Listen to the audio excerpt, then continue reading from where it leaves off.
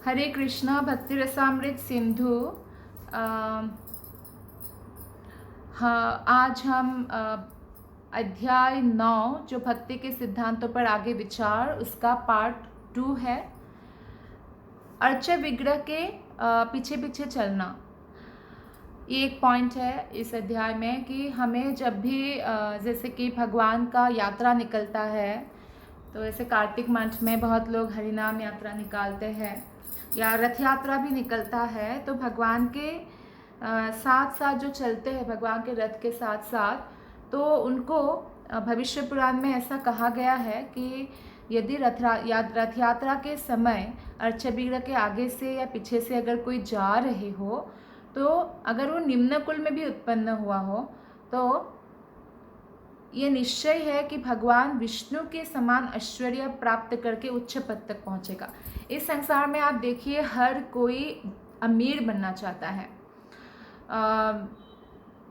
तो इसलिए क्योंकि अमीर बनने से उनको जो है धन होने से किसी भी वस्तु का अभाव नहीं होगा।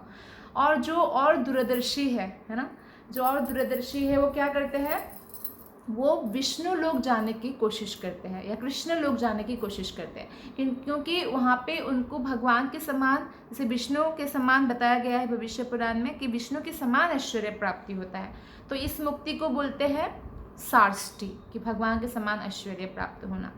तो या कोई कृष्ण लोक जाते हैं जो विष्णु लोक से भी ऊपर है, और कृष्ण और विष्णु में वैसे कोई अंतर नहीं है, कृष्ण से ही विष्णु का विस्तार है।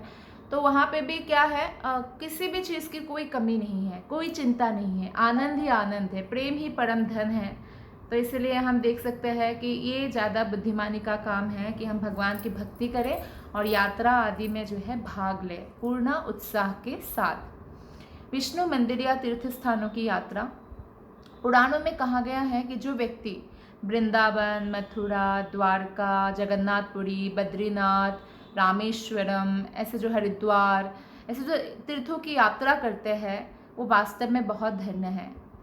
और ऐसा यात्रा करने वाले, हमारे पुराणों में बताया गया है कि वो भवरूपी मरुस्थल को पार कर जाते हैं। ये भवसागर मरुस्थल जैसा है। मरुस्थल मतलब जैसे कि रेगिस्तान। रेगिस्तान में क्या है, फैसिलिटीज़ नहीं है, जैसे उर्वर ज़मीन जैसा उसका हालत नहीं है।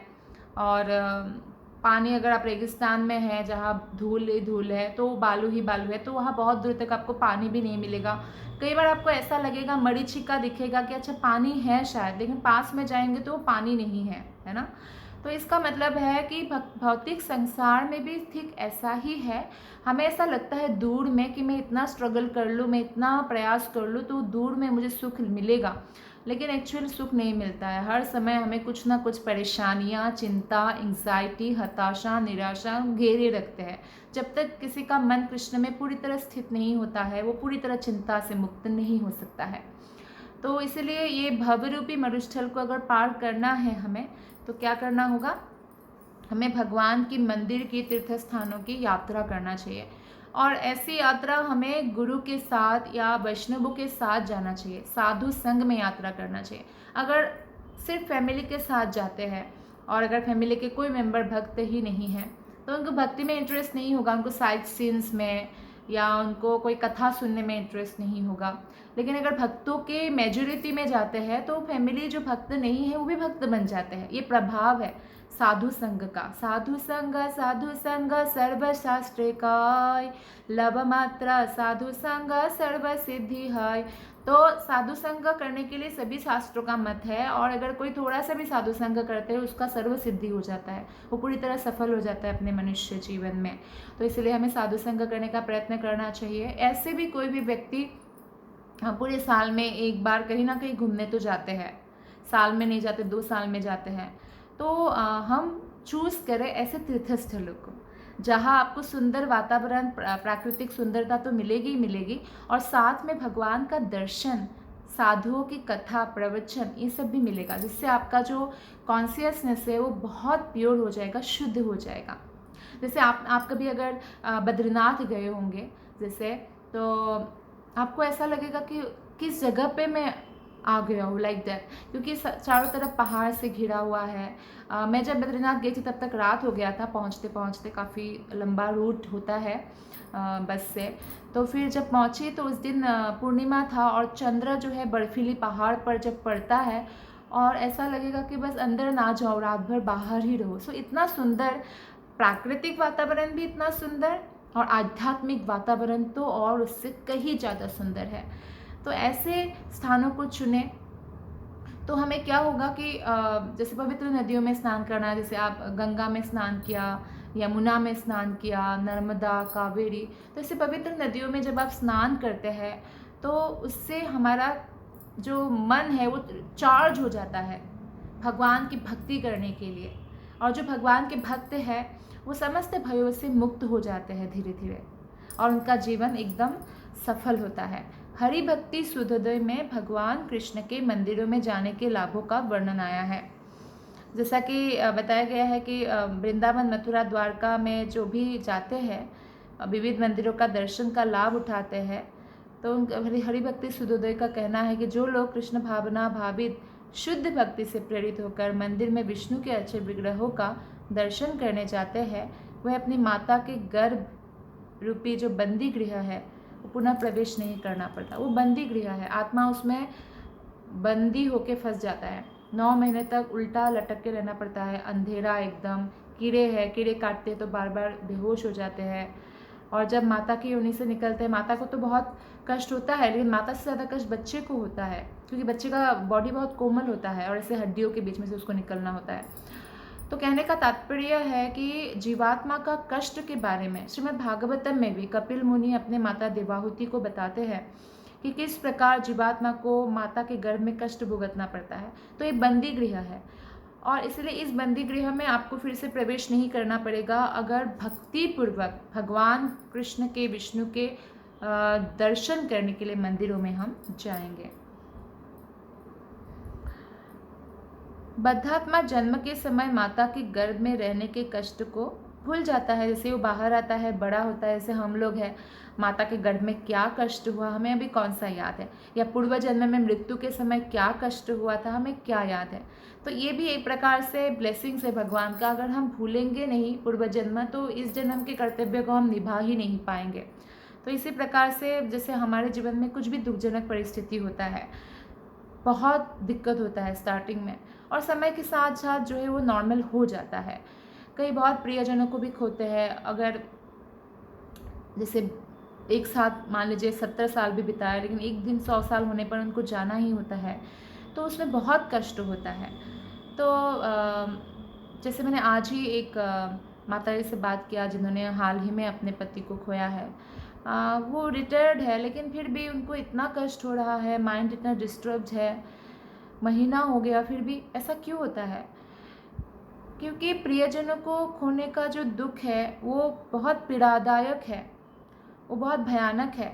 और लेकिन फिर भी समय अगर दे कोई, और ये जो मुश्किलों का घड़ी है उस भगवान की सेवा में लगा है, तो समय के साथ वो भूल जाते। कोई अगर भगवान की सेवा में नहीं भी लगता है तो भी समय ऐसा मरहम है कि वो धीरे धीरे नॉर्मल हो जाते हैं। तो लेकिन ये सब कष्ट भुगतना पड़ता ही है कोई भौतिक संसार में आए। तो इसलिए माता के गर्भ में बार बार ना आना पड़े, इसलिए हमें भगवान के जो मंदिर है वहाँ प्रवेश करना है, ताकि माता के जो वहाँ है हमें प्रवेश नहीं करना पड़े। बद्धात्मा जन्म के समय माता के गर्भ में रहने के कष्टों को भूल जाता है। भले ही भूल जाए, लेकिन ये बहुत पीड़ादायक है और भयानक अनुभव होता है। यह भौतिक दशा से बचने के लिए मनुष्य को भक्ति भाव से इसलिए विष्णु मंदिर जाना चाहिए, और इस प्रकार हम कष्टप्रद स्थितियों से बच सकते हैं। विष्णु मंदिर की परिक्रमा करना बहुत इम्पॉर्टेंट है। हरिभक्ति सूर्योदय में कहा गया है कि जो व्यक्ति विष्णु के अक्षय विग्रह की परिक्रमा करता है वो इस जगत में बार बार जन्म मृत्यु के चक्र से छूट जाता है। तो हम जब भी मंदिर जाए हमें ये चांस उठाना चाहिए, लाभ उठाना चाहिए कि हम मंदिर का कम से कम जो है 4 परिक्रमा करें। तो बद्धात्मा जो है अपने अस्तित्व के कारण बार बार जन्म मृत्यु का परिक्रमा करते रहते हैं। जन्म मृत्यु जड़ा व्याधि, तो जन्म लेते हैं, इसमें बीमारियाँ आती है, बुढ़ापा आता है, फिर मृत्यु, तो ऐसे घूमता रहता है, घूमता रहता है, घूमता रहता है। लेकिन अगर वो उस परिक्रमा को रोकना है तो मंदिर की परिक्रमा करने की हमें आदत डालनी होगी। खासकर जो चातुर्मास्य है, अभी जैसे चातुर्मास्य चल रहा है, जुलाई से करीब अक्टूबर तक होता है और कई बार नवंबर तक भी जाता है, अर्थात सावन की महीना से शुरू होकर कार्तिक के महीने तक ये चातुर्मास्य कहा जाता है। ये 4 महीने में हम जितना अधिक भक्ति कर सके उतना अच्छा है, और हम जो है परिक्रमा करें मंदिरों का तो बहुत बड़ा लाभ है। इस 4 महीने में कम से कम बहुत सारे साधु हैं जो एक जगह पे रुक के भक्ति करना पसंद करते हैं, कई लोग प्रचार करना पसंद करते हैं। तो इस अवधि में कुछ विधि विधानों का कुछ लोग जो चातुर्मास्य से पालन करते हैं, बहुत दृढ़तापूर्वक उसको निभाते हैं। कृष्ण भक्त तो चातुर्मास्य से अगर पालन करते हैं तो वो भगवान की भक्ति में प्रगति करने के लिए पालन करते हैं। हालांकि श्रील प्रभुपाद ने चातुर्मास्य को कंपलसरी नहीं बनाया, लेकिन फिर भी जो लोग पालन करते हैं भक्त, वो कृष्ण भक्ति में आगे बढ़ने के लिए, और अन्य लोग चंद्रलोक जाने के लिए चातुर्मास्य इत्यादि व्रत का पालन करते हैं। तो स्कंद पुराण में कहा गया है कि यदि कोई ये जो 4 महीने की अवधि है विष्णु मंदिर की कम से कम 4 परिक्रमा कर ले, अभी जो चातुर्मास्य चल रहा है तो इस समय अगर कोई भगवान के मंदिर की 4 परिक्रमा कर ले तो ये समझा जाता है कि उसने सारे ब्रह्मांड की यात्रा कर ली। ऐसी परिक्रमा से ऐसे समस्त पवित्र स्थानों का दर्शन हो गया समझा जाता है जहाँ से होकर गंगा नदी बहती है। तो जितने भी पवित्र स्थल है आप मंदिर की परिक्रमा करके उसका लाभ उठा सकते हैं। तो और चातुर्मास्य भी पालन करने से जो भक्त लोग पालन करते हैं वो भक्ति पद उनको शीघ्र ही प्राप्त हो सकता है। तो जनरली अगर चातुर्मास्य में बहुत कुछ नियम होता है तो पालन नहीं भी कर पाए तो मिनिमम इतना पालन कर भी सकते हैं। अगर आप चाहते हैं कि भक्ति के लिए मैं करना चाहता हूँ तो पहले महीने में सावन के महीने में साग नहीं खाना, क्योंकि उस समय बारिश होती है और पत्तेदार जो होते हैं सब्जियाँ या साग उसमें कीड़े लग जाते हैं, तो इसलिए भी नहीं खाना चाहिए। तो पहले महीने में साग नहीं खाते, दूसरे महीने में आप दही नहीं खाते। दही वाला मौसम अभी चला गया, कल ख़त्म हो गया, आज 20 सितंबर है, तो आज भद्र पूर्णिमा शुरू हो गया, तो आज से दूध नहीं पीते। लेकिन आप दूध की बनी चीज़ें ले सकते हैं, जैसे पनीर ले सकते हैं या कोई मिठाई ले सकते हैं या ऐसा। तो दूध वाला ये महीना शुरू हो गया। और फिर उसके बाद लास्ट महीने में कार्तिक महीने में होता है उड़द का दाल नहीं लेना। तो कहने का तात्पर्य है कि ये जो चातुर्मास्य का विधान है इतना सा पालन करने पर भी उनको भक्ति पद शीघ्र प्राप्त हो सकता है, ऐसा बताया गया है स्कंद पुराण में। अर्चना नेक्स्ट पॉइंट है। अर्चना का मतलब है कि भगवान के मंदिर में जो अर्च्य विग्रह है उसकी पूजा करना। तो ये जब हम अर्च्य विग्रह की पूजा करते हैं, भगवान श्री कृष्ण की पूजा करते हैं, तो हमें ये धीरे धीरे हमारा जो चेतना है वो डेवलप होने लगता है और हम इस बात को रियलाइज़ करने लगते हैं कि हम आत्मा हैं, शरीर नहीं है। श्रीमद् भागवतम में 10वें स्कंद में 89 चैप्टर की 19वां श्लोक में यह बताया गया है कि किस प्रकार कृष्ण के घनिष्ठ मित्र सुदामा एक ब्राह्मण के घर जाते हुए अपने आप से कह रहे थे कि कृष्ण की पूजा अर्चना करने से ही मनुष्य स्वर्ग का ऐश्वर्य, मुक्ति, ब्रह्मांड के समस्त लोकों में श्रेष्ठता, इस जगत के सारे ऐश्वर्य और योग शक्ति प्राप्त कर सकता है। तो जिन घटनाओं से सुदामा ने ये वचन अपने आप में कह रहे थे वो इस प्रकार है।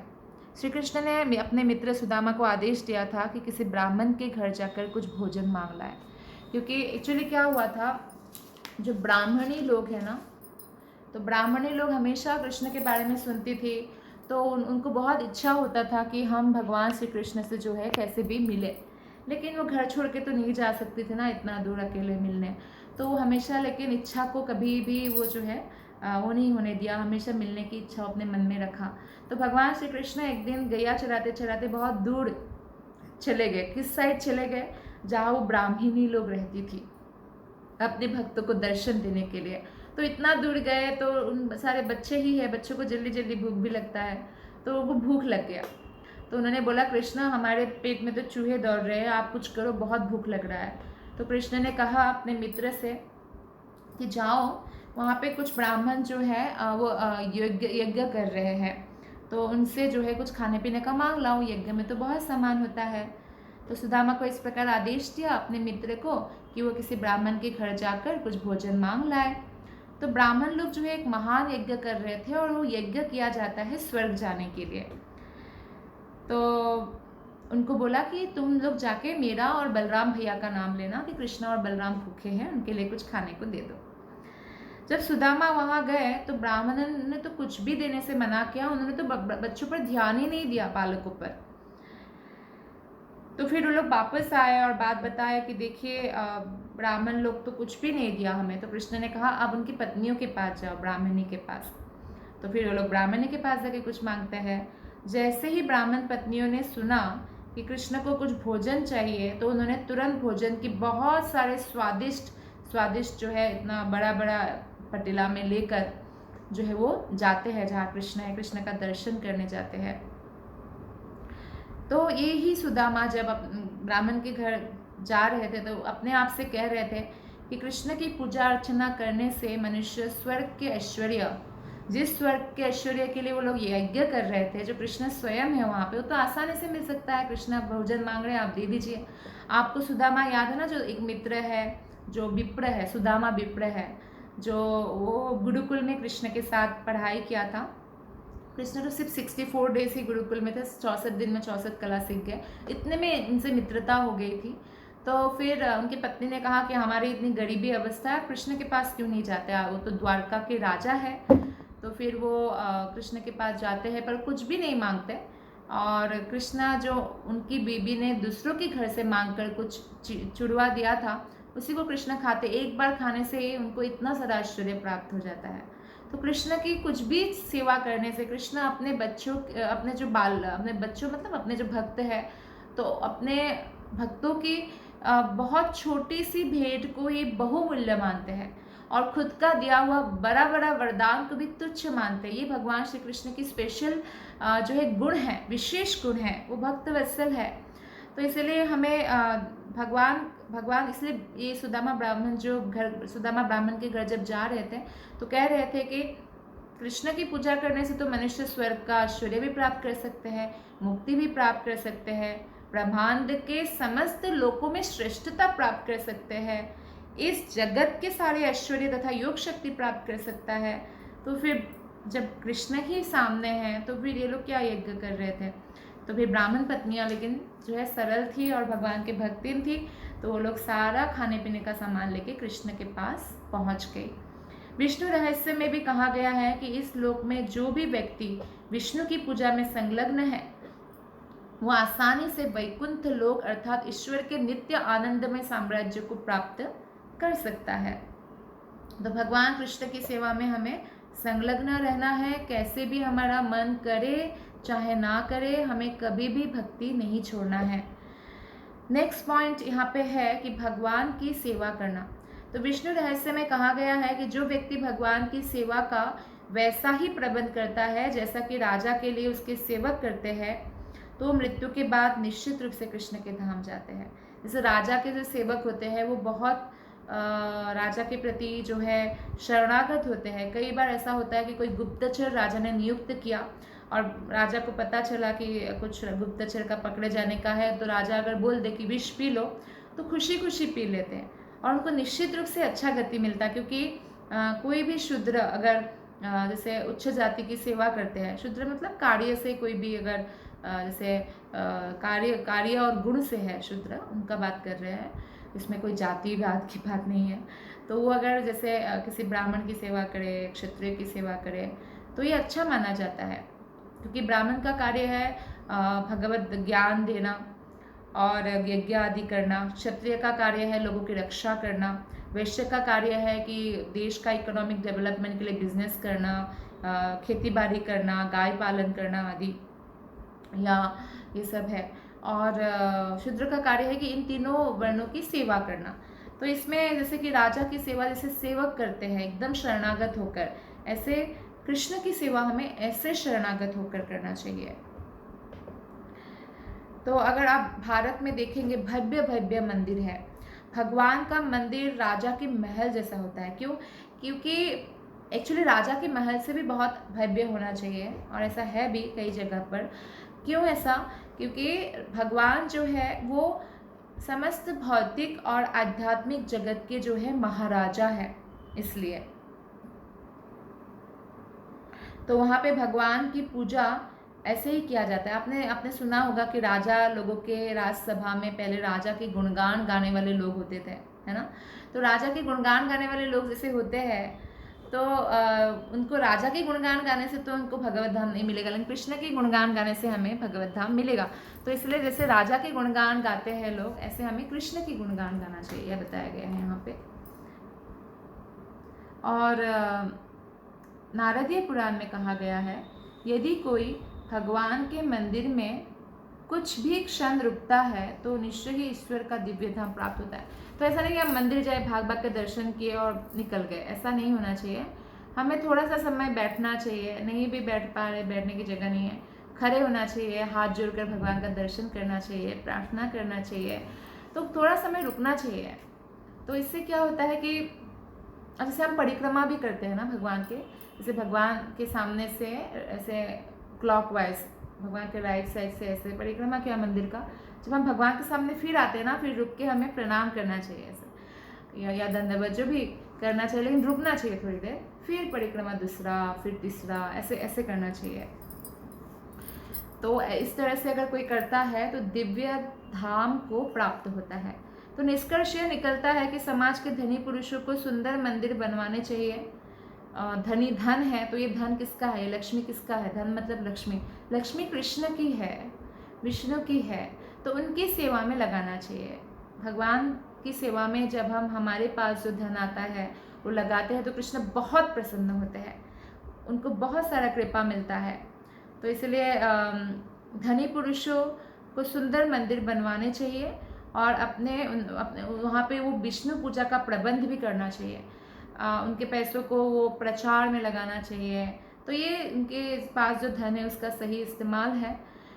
और उन्हें भगवान के सामने नाचने और कीर्तन करने और भगवान नाम सुनने का जो है अवसर लोगों को देना चाहिए। खुद भी नाचना चाहिए, भगवान के मंदिर में जाके हमें थोड़ा सा नाचना चाहिए, कम से कम। अगर आपके पैर में दर्द भी है तो हाथ उठा के थोड़ा सा नाचिए, और नहीं है तो अच्छे से डांस कीजिए लंबे समय तक, नहीं तो फिर बैठ के कीर्तन कीजिए, जो कीर्तन कर रहे हैं हरिनाम कीर्तन करें। लोगों को हरिनाम सुनने का इससे जो है मौका मिलता है जब कोई मंदिर बनवाते हैं, तो ये बहुत अच्छा कार्य है। कहा जाता है कि कोई अगर भगवान के मंदिर बनाने में सहायता करते हैं तो उनका मंदिर यानी उनका घर भगवान गोलक में बनाते हैं।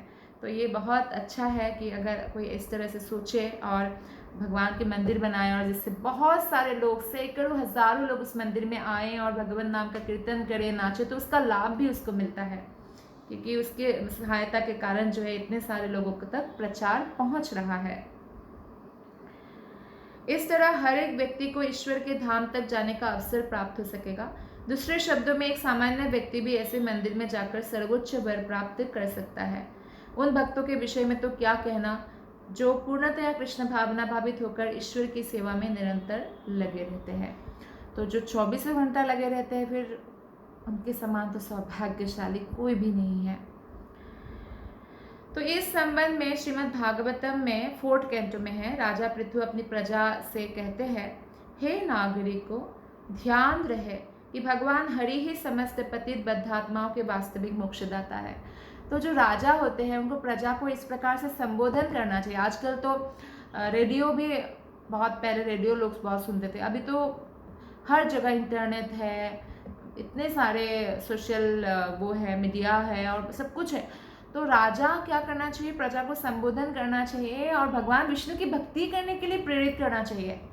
तो ये बहुत इंपॉर्टेंट है, जैसे राजा पृथु ने किया,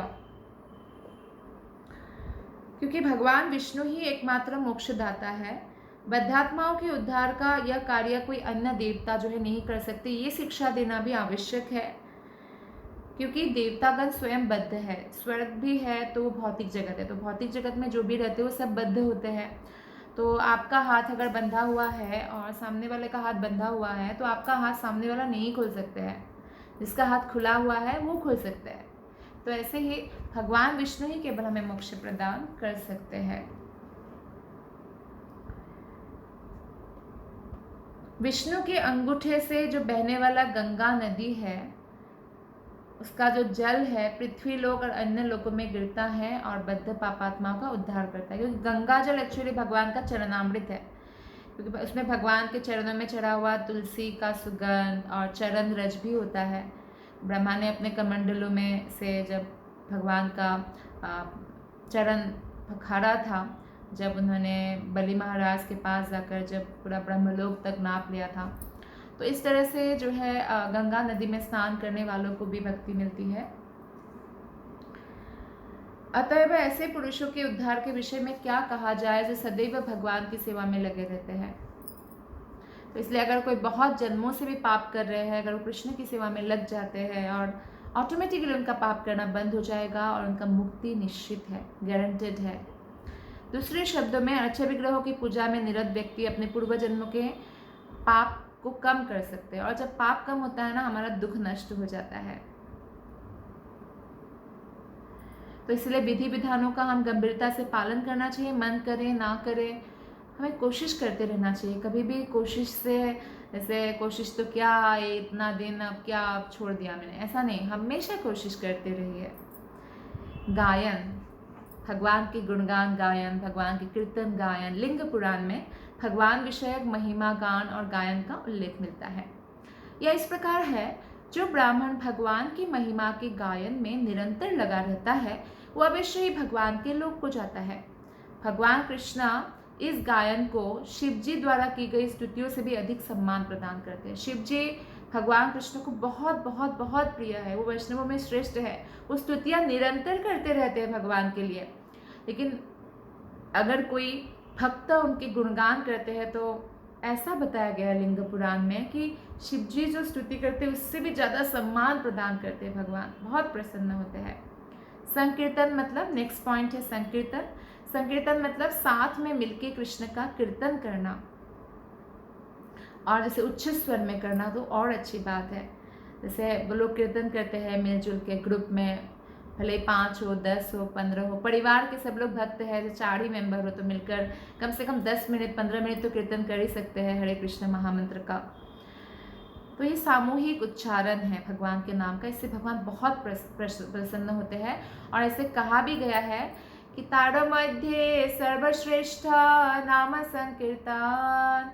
तो जितना भी विधि विधान है, सबसे श्रेष्ठ क्या है? भगवान का नाम संकीर्तन, भक्तों के साथ उच्च स्वर में कीर्तन करना कृष्ण के। इसीलिए चैतन्य महाप्रभु ने, श्रील प्रभुपाद ने ये संकीर्तन आंदोलन चलाया है, ताकि सभी जीवों का कल्याण होता है। क्योंकि अगर हम सिर्फ अपने लिए छोटे से वॉइस में गाएं, अपने कान को सुनाने के लिए, तो हमारा ही लाभ होता है। लेकिन अगर हम जोर से गाते हैं तो तरु तृण कीट पतंग जानवर पक्षी सबको लाभ होता है, समस्त मनुष्य को भी लाभ होता है। विष्णु धर्म में सामूहिक कीर्तन की प्रक्रिया के महिमा गान संबंधी एक कथन आता है।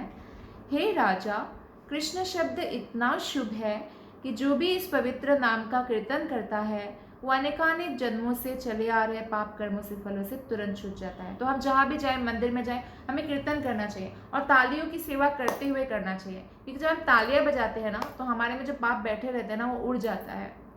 तो इसलिए हमें जितना अधिक हो सके कीर्तन में ताली बजाना चाहिए। हाँ, बहुत जोर शोर से बजाने से आपके हाथ दर्द करने लगेंगे, लाल हो जाएगा, तो धीरे धीरे बजाइए, लेकिन बजाइए। तो इस प्रकार हमें कीर्तन में सेवा देना चाहिए और गाना भी चाहिए, क्योंकि भगवान के नाम उच्चारण से और कुछ भी सुंदर नहीं हो सकता। कुछ भी पापों को जो है बहुत जल्दी नष्ट करने वाला कोई और प्रोसेस नहीं हो सकता है। इसलिए कृष्ण के पवित्र नाम का उच्चारण एक बार करने से भी इतना लाभ होता है जितना पाप कोई व्यक्ति कर भी नहीं सकता है। उनका नाम समस्त पापों को नष्ट कर देते हैं। अगर हम दुखों से भी मुक्ति चाहते हैं तो हमें क्या करना है? भगवान का नाम जप करना है। तो हमारा मन बहुत खराब है तो और ज़्यादा नाम जप करना है, इसका हमें ध्यान रखना चाहिए। श्रीमद् भागवत में 7.9.18 में प्रहलाद महाराज भगवान से इस प्रकार प्रार्थना करते हैं। हे भगवान नरसिंह, यदि मैं आपके सेवक पद को प्राप्त कर सकूं तो मेरे लिए आपकी लीलाओं के बारे में श्रवण कर पाना संभव हो सकता है।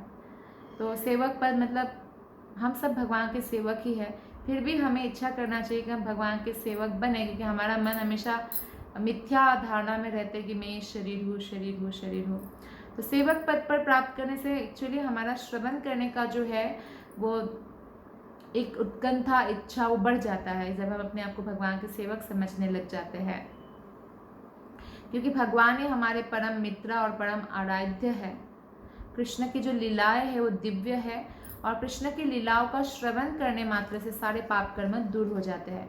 इसलिए जो व्यक्ति जितना अधिक श्रवण करते हैं उतना उनको लाभ पहुंचता है।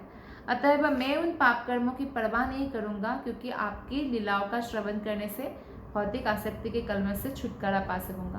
तो हमने कुछ मान लीजिए पाप किया था अतीत में या कुछ पुराने जन्मों में, तो उसी को लेकर बैठ के रोने से कुछ नहीं होगा। अगर कुछ करना है तो भगवान के नाम का जप करना होगा, संकीर्तन करना होगा।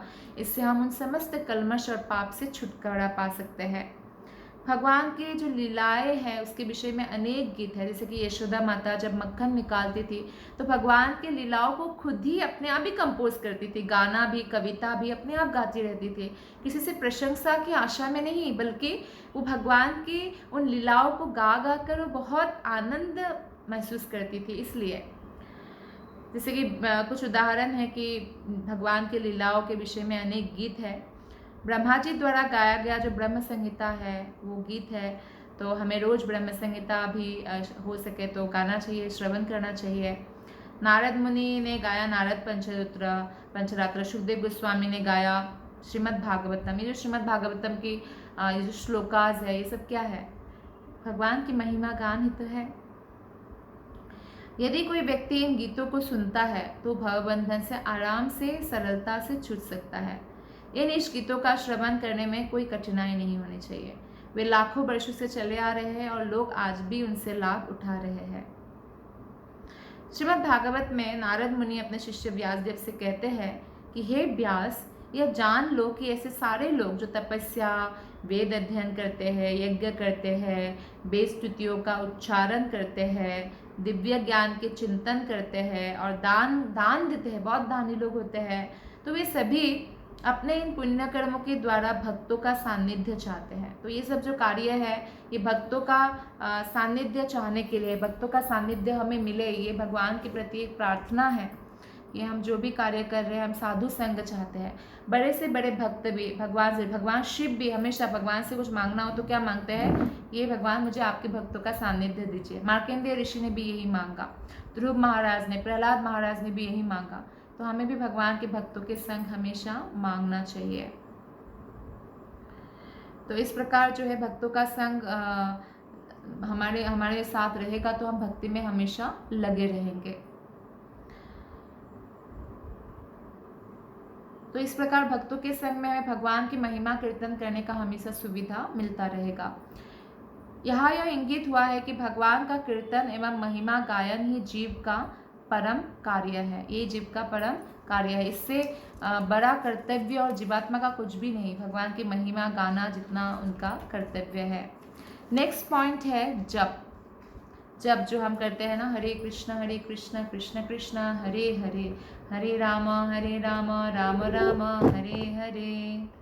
किसी मंत्र या स्तुति का धीरे धीरे और मृदु वाणी से उच्चारण करना जप कहलाता है, और उसी मंत्र का जोर से उच्चारण करना कीर्तन कहलाता है।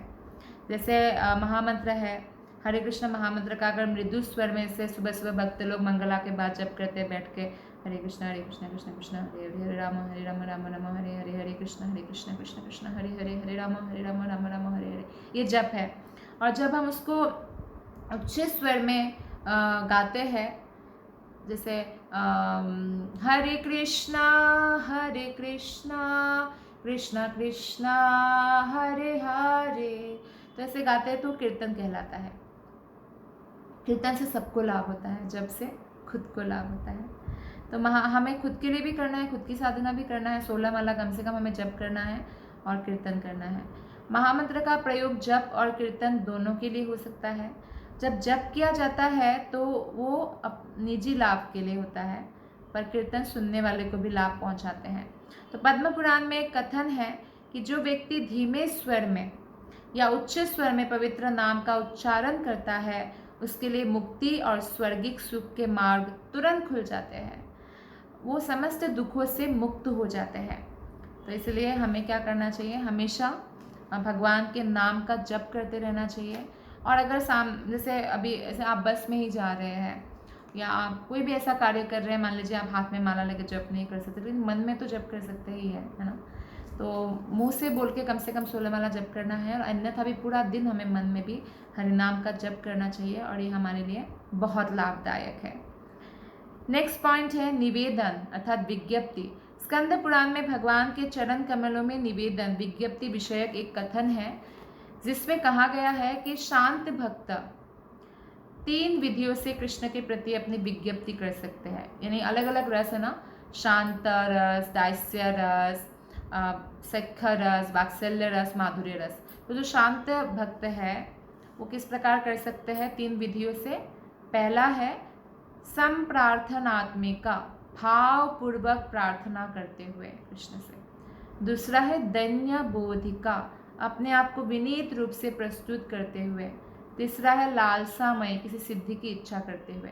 तो आध्यात्मिक जीवन की किसी सिद्धि की आकांक्षा इंद्रिय तृप्ति नहीं होती। हमारा परम सिद्धि क्या है? कृष्ण प्रेम प्राप्त करना, तो ये हमारा सिद्धि है। जब भक्त को भगवान के साथ अपने स्वाभाविक संबंध की कुछ अनुभूति होती है तो उसे अपनी आदि स्थिति समझ में आती है कि मैं असल में कौन हूँ। जब हम भगवान से बहुत जुड़ जाते हैं तो भगवान हमें वो बुद्धि प्रदान करते हैं, ददामि बुद्धि योगम त्वम, उनको बुद्धि देते हैं कि हम समझ पाए कि मेरा क्या स्थिति है, मैं भगवान का अंश हूँ, मैं भगवान का सेवक हूँ। और वो कृष्ण के मित्र, दास, माता पिता या प्रेमी के रूप में वो एक संबंध को स्थापित होना चाहता है, एक रिश्ता जोड़ते हैं भगवान से। यह लालसामय विज्ञप्ति अर्थात अपनी सहज स्थिति में पहुंचने की लालसा कहलाती है। मतलब जो भी हमारा सेवा है भगवान के लिए, जो भी भगवान ने हमको चुना है, जो भी सेवक के रूप में, हो सकता है हम कुछ भी हो सकते हैं, जैसे कोई शांत रस में गाय भी हो सकते हैं, भगवान के फूल भी हो सकते हैं, कुछ भी भगवान के वस्त्र भी हो सकते हैं, तो इस तरह से हो सकते हैं। तो उस तक पहुंचने की लालसा होती है, और लालसामय विज्ञप्ति पूर्ण मुक्ति की अवस्था में होती है और परिभाषिक दृष्टि से स्वरूप सिद्धि कहलाती है। जब हम अपने स्वरूप को, भगवान जो है गुरु हमारे सामने, और भगवान हमारे सामने हमारे स्वरूप को बता देते हैं कि आपका क्या सेवा है भगवान के धाम में, तो उसे स्वरूप सिद्धि कहलाती है, जिसमें जीव पूर्ण आध्यात्मिक उन्नति तथा आत्म प्रकाश के द्वारा भगवान के साथ अपने मूल संबंध को समझता है।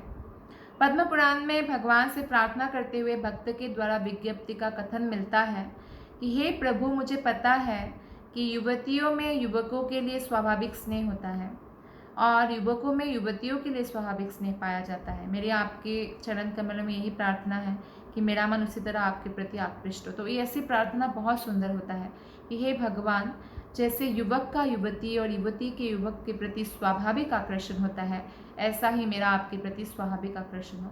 और कई जगहों पर यह भी कहा गया है कि जैसे कोई एक बिजनेसमैन है, जहाँ भी जाते हैं कैसे धन कमाओ ऐसे सोचते रहते हैं। कोई स्त्री कामी पुरुष है, कैसे स्त्री को इम्प्रेस करूँ, कैसे उसको मैं भोग करूँ, इसके बारे में सोचता रहता है। तो ऐसे ही हमें हर क्षण हर समय भगवान के बारे में सोचना चाहिए। जैसे ये भौतिक जगत में भौतिक भोग के लिए लोग सोचते रहते हैं, वैसे हमें भगवान के लिए सोचना चाहिए। जैसे एक 16 साल का लड़का लड़की में प्रेम हो जाता है, वो आपस में एक दूसरे के बारे में सोचते रहते हैं ना। तो भले ही वो मिले ना मिले, भले ही हफ्ते में एक बार मिले, लेकिन सोच में वो इतना प्रेम बढ़ा लेते हैं, तो जब मिलते हैं तो उनको खुशी का ठिकाना नहीं होता। तो इस प्रकार से हमें भगवान का स्मरण कर करके इतना प्रेम को बढ़ा लेना है कि भगवान से मिलने की हमारी तीव्र उत्कंठा जागृत हो जाए, और इस प्रकार भगवान के प्रति स्नेह जो है हमारा स्वाभाविक हो जाए, हमारा मन कृष्ण के प्रति आकृष्ट हो जाए। तो यह उदाहरण जो है बहुत उपयुक्त है। जब कोई तरुण या तरुणी विपरीत लिंग वाले को देखते हैं तो नहीं भी जानते हैं तो आकर्षण हो जाता है। तो जैसे कि इस भौतिक जगत में लोग बहुत आजकल बोलते हैं कि नहीं, सेक्स एजुकेशन देना चाहिए, कोई ज़रूरत नहीं है, ये नेचुरल है। काम वासना के आवेग के लिए कोई प्रशिक्षण की ज़रूरत नहीं है। बिना किसी प्रशिक्षण के ही काम वासना के आवेग के कारण सहज आकर्षण उत्पन्न हो जाता है। तो ये तो भौतिक उदाहरण है, किंतु भक्त की प्रार्थना यह है कि उसमें परमेश्वर के प्रति वैसी ही आकस्मिक आसक्ति उत्पन्न हो जाए जैसे एक स्त्री पुरुष में होता है। तो और भगवान के प्रति हमारे जो प्रेम है वो किसी आकांक्षा तथा कारण से मुक्त होगा, कि जब हमारी इच्छा पूर्ति नहीं होगी, हो सकता है हम भक्ति छोड़ दें। तो इसलिए हमें कुछ भी आकांक्षा के बिना भगवान से प्रेम करना सीखना होगा। भगवान के प्रति यह सहज आकर्षण आत्म साक्षात्कार की सिद्ध अवस्था है। तो इसलिए जब तक सहज आकर्षण नहीं है, विधि विधानों का बहुत ही इससे पालन करना चाहिए, क्या बोलते हैं, कड़ाई से पालन करना चाहिए, बहुत बहुत स्ट्रिक्टली पालन करना चाहिए। तो धीरे धीरे क्या होगा, भगवान की सेवा करते करते हम उस सहज स्थिति तक पहुंच जाएंगे कि हमें भगवान के प्रति आकर्षण अनुभव होगा, रुचि, निष्ठा, आसक्ति, ये सब होगा, प्रेम हो जाएगा भगवान से। उसी पद्म पुराण में दैन्य बोधिका विज्ञप्ति का एक उदाहरण है। वो है कि हे प्रभु, मुझसे बढ़कर कोई अन्य पापी जीव नहीं है, ऐसे सोचते हैं। मतलब कहने का मतलब है कि जैसे कि ये जो हमने अभी पढ़ा कि युवक का युवती, युवती का युवक के प्रति स्वाभाविक आकर्षण हो, ऐसा मेरा आपके प्रति स्वाभाविक आकर्षण हो, तो भावपूर्ण प्रार्थना किया।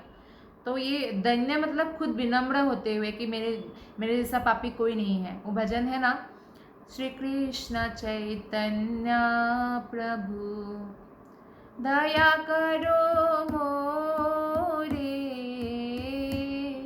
तुम बिना के दयालु जगत संसारे, पतित पावन हेतु तव अवतार, मो समपतिता प्रभु न पाइबे आरा।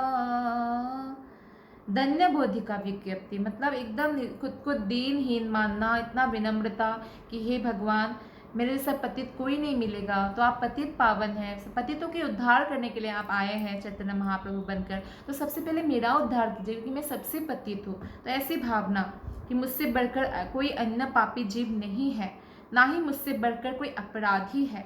मैं इतना पापी और अपराधी हूँ कि आपके समक्ष अपने पाप कर्मों को अंगीकार करने के लिए आता हूँ तो मुझे लज्जा आती है। तो ऐसे विनम्रता, यह भक्त की सहज स्थिति है। जहाँ तक बद्धात्मा की बात है, इसमें आश्चर्य नहीं है कि विगत जन्म में हम सब लोग बहुत पाप कर्म किए होते हैं, तभी हमारा भौतिक जगत में जन्म हुआ है। तो इसे भगवान के समक्ष जाके हमें अंगीकार करना चाहिए, भगवान से क्षमा मांगना चाहिए। आपने सुना होगा कि जो क्रिश्चियन लोग हैं चर्च में जाकर फादर के सामने कन्फेस करते हैं, तो हमें भगवान श्री कृष्ण के सामने करना है। ये हमारा 5000 वर्ष से भी पूर्व से ही बता के आए हैं। तो हमें अंगीकार करना चाहिए कि मेरा ऐसे ऐसे जो है मैंने कर्म किया है। तो ऐसा कर लेने पर भगवान निष्ठावान भक्त को क्षमा प्रदान करते हैं। तो भगवान की क्षमा मिल गई तो और क्या चाहिए। किंतु इसका अर्थ यह नहीं होता कि भगवान की अहेतु की कृपा का लाभ उठाकर जो पाप कर्म फिर से करते रहे, ऐसा नहीं है। बार बार क्षमा करना मुश्किल हो जाता है, 1-2 बार भगवान क्षमा कर सकते हैं। तो इसलिए हमें क्षमा मांगना चाहिए, लेकिन क्षमा का लाभ उठाकर बार बार वही पाप नहीं करना चाहिए। बहुत बहुत धन्यवाद। हरे कृष्णा।